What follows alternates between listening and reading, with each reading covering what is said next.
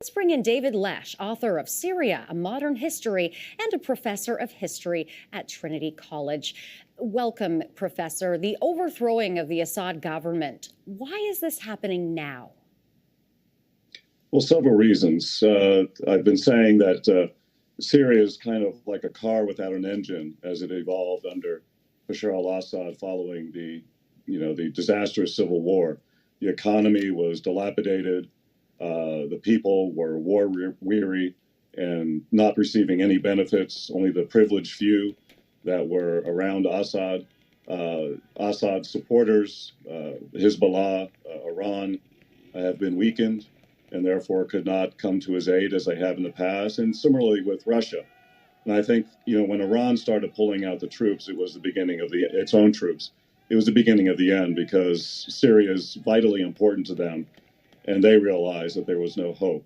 And once they left, I think that's when President Bashar Al Assad realized he could not stay around either. Is this good news for Syrians? That depends. It could be good news as time goes on. It all depends on what type of transitional authority will be established. Will a transitional authority be established? What type will it be? Will there be an international element to it? Will the UN be involved?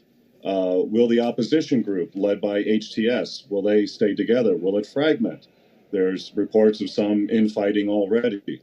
Will some of the more radical elements within HTS and its supporters take out revenge against the remnants of the Assad government, or take out revenge against some of the minority elements, Christians, Alawites, and Druze? All of those things need to be prevented.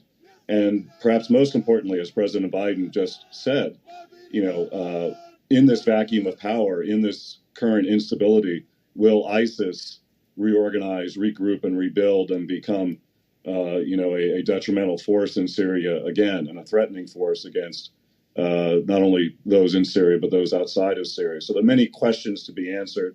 But right now, there has to be some sort of transitional authority to maintain order, to keep the lights on, to keep the water running.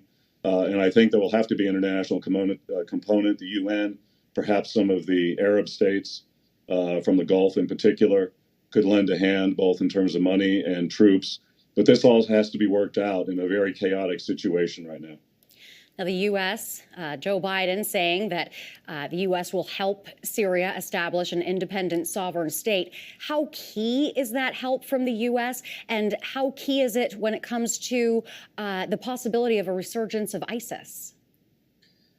It will help. I mean, the U.S., I think, has to be involved. Russia still has some interest. They still have an air base and a naval base in Syria that they will not want to give up easily. So they will want to be, have some sort of participatory role in what comes in the future. Although their legitimacy, after having backed Assad for so long, is in question for those who now seem to be in power. But the U.S. will have a role to play.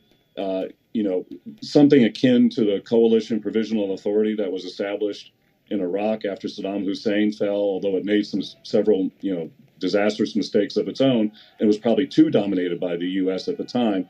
But in terms of structure, something like that has to come into being. And that's where the U.S.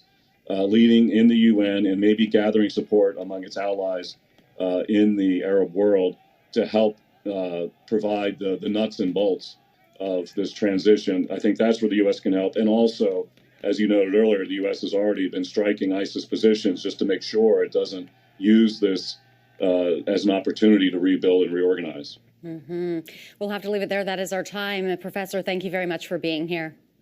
My pleasure. That is David Lesch, author of Syria, A Modern History, and a professor of history at Trinity University.